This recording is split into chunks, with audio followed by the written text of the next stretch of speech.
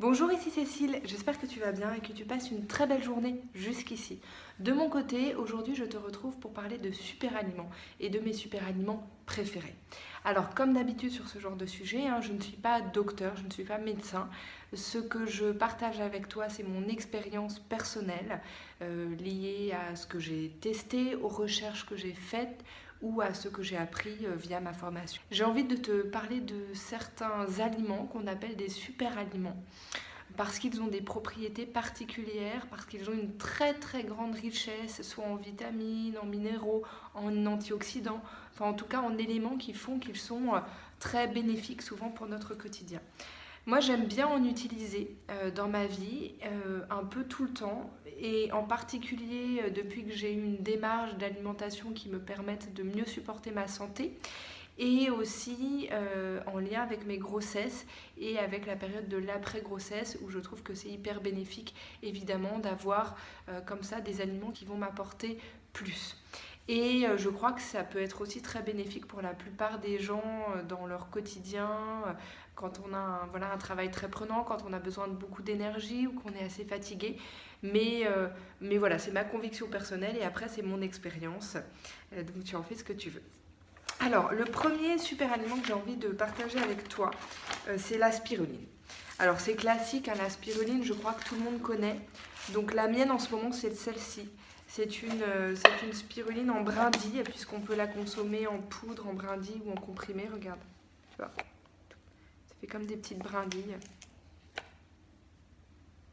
J'essaie de te montrer. Voilà. Ça fait des petites brindilles, c'est assez dur et ça croque sous la dent. La spiruline, c'est une micro-algue qui a été consommée depuis très longtemps, notamment par les Incas à la base. Et c'est donc un aliment végétal bleu, comme tu le vois. Et comme je te disais avant, on peut le consommer sous forme de poudre, de comprimé ou de brindille. Moi, je le consomme soit en poudre, soit en brindille, mais pas en comprimé. J'aime pas trop prendre des comprimés comme ça, je préfère m'alimenter directement par mon assiette. Et la spiruline, c'est une microalgue qui est très très riche en protéines, donc qui sont des protéines complètes. Donc c'est très nourrissant. C'est aussi hyper riche en fer. Alors, sur celle-ci, il n'y a pas écrit la teneur en fer, mais en général, c'est aux alentours de 25-30 grammes milligrammes de fer au 100 grammes. Donc, ça dépend des marques, mais il faut savoir que ça fait environ le double de nos besoins journaliers en fer. Donc c'est énorme et évidemment on ne va pas consommer 100 grammes de spiruline, mais une cuillerée à soupe par exemple ça fait un apport de fer énorme. Et en plus, donc elle contient aussi plein de vitamines, d'autres minéraux comme le calcium par exemple. Elle contient de la chlorophylle. Il y a des études qui montrent qu'elle permet aussi d'améliorer la production de globules rouges et de nettoyer le sang. Et du coup, je trouve que c'est un aliment qui est très, très bénéfique. Moi, j'en ai consommé tout au long de ma grossesse et aussi en postpartum et je trouve que c'est un complément du quotidien de très très bonne qualité. Et puis en plus, c'est une source de protéines, de fer, de vitamines, de minéraux qui sont facilement absorbables du fait de la structure de l'algue. Tu sais, il y a des aliments qui sont difficiles à digérer et du coup, même s'ils contiennent énormément de choses, on a du mal à absorber et donc à en tirer tous les bénéfices. La spiruline, elle fait partie des aliments qui sont facilement absorbables. Et du coup, c'est génial, même quand on est un peu malade ou qu'on a les intestins un peu fatigués. Après, je crois qu'il faut faire attention aux marques qu'on achète et à la source, parce qu'aujourd'hui, c'est très répandu. Et il faut faire attention à ce qu'elles soient cultivées dans des conditions peu polluées et à ce qu'elles soient assez pures. Et du coup, il faut vraiment prêter attention à ça, en particulier quand on la commande sur Internet. Moi, celle que j'achète en ce moment, c'est celle-ci. Donc la marque, c'est Flamand Vert et elle est produite en France.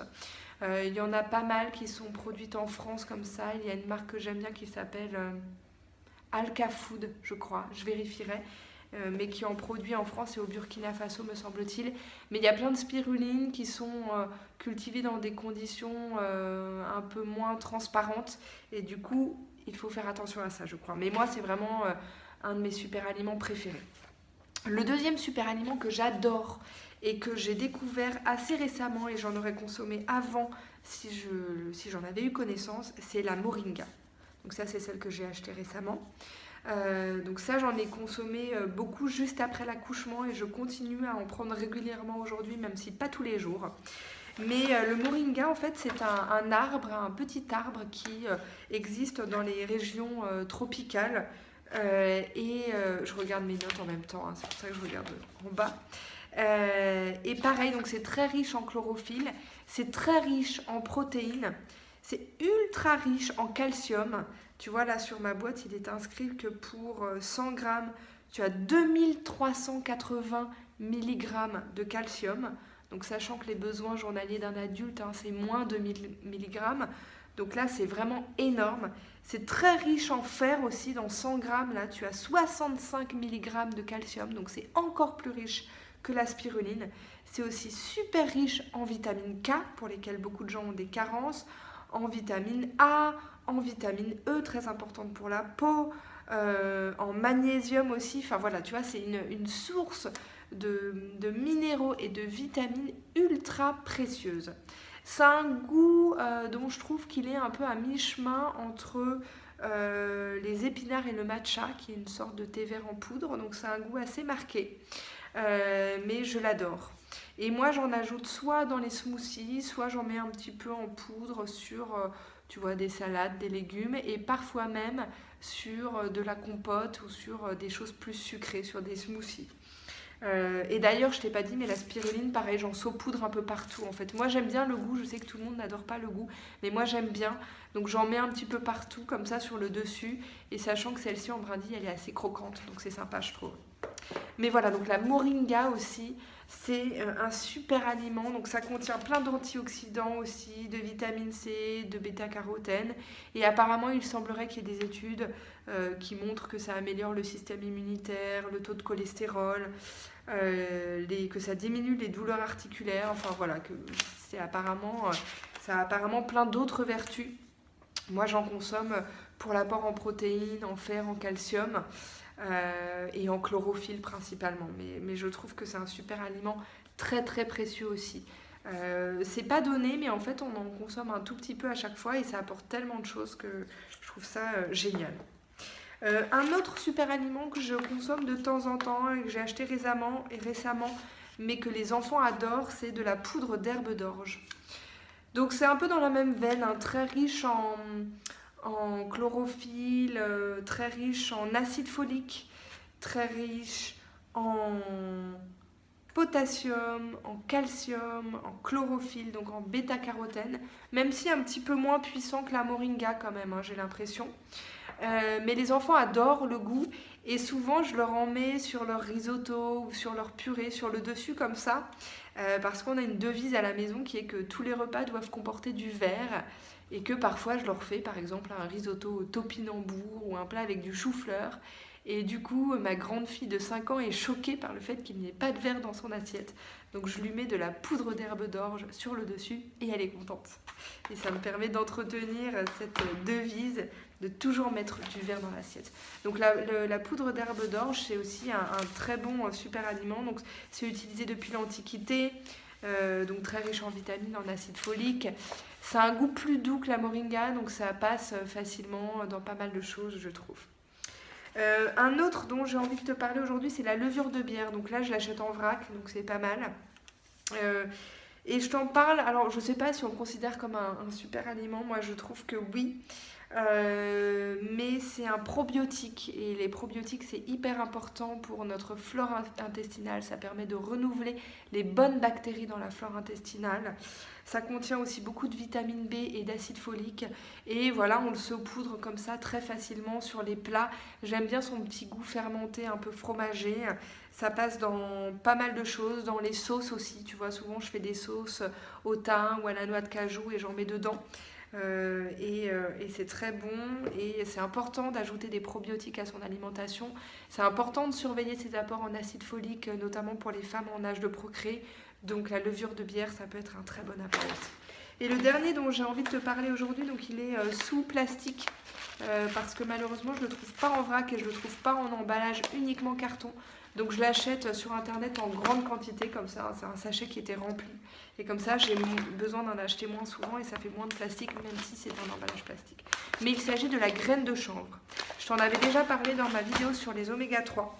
Mais la graine de chanvre, je le considère comme un super aliment parce que c'est ultra riche.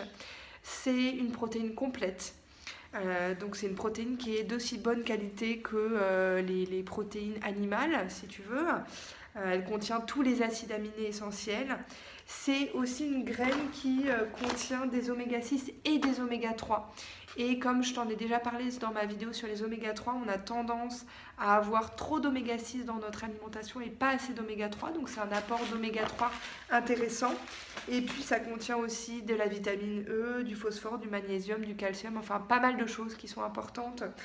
Pareil, c'est ultra simple à ajouter à son alimentation. C'est assez croquant, c'est un goût très doux, les enfants l'aiment beaucoup. Donc pareil, j'en mets un peu partout sur le dessus, des choses salées comme sucrées. Je l'ajoute dans les smoothies, dans les soupes que je mixe. Hop, je mets une poignée de graines de chanvre, je mixe avec les légumes en soupe. C'est top pour les enfants et pour nous aussi. Donc vraiment, c'est un aliment qui vaut le coup d'être ajouté à son assiette et sa richesse fait que je trouve qu'on peut le qualifier de super aliment. Je t'en donne pas plus pour aujourd'hui parce que ça fait déjà beaucoup et la vidéo est déjà longue, mais j'en aurai certains dont j'ai envie de te parler. En tout cas, n'hésite pas à commenter, à partager avec moi quels sont tes super aliments que tu ajoutes à ton quotidien. Je te ferai peut-être d'autres vidéos comme ça parce qu'il y a plein d'aliments qui valent le coup, je trouve, d'être plus connus et d'être mangés plus souvent. Voilà, n'hésite pas à commenter encore une fois, n'hésite pas à liker, à partager cette vidéo si tu penses que ça peut intéresser d'autres personnes. N'hésite pas à t'abonner évidemment, ça me fait toujours extrêmement plaisir. Et de mon côté, je te souhaite une très belle journée, prends soin de toi, prends soin des gens autour de toi, profite de chaque instant. Et moi je t'embrasse très fort et je te dis à très vite. Au revoir.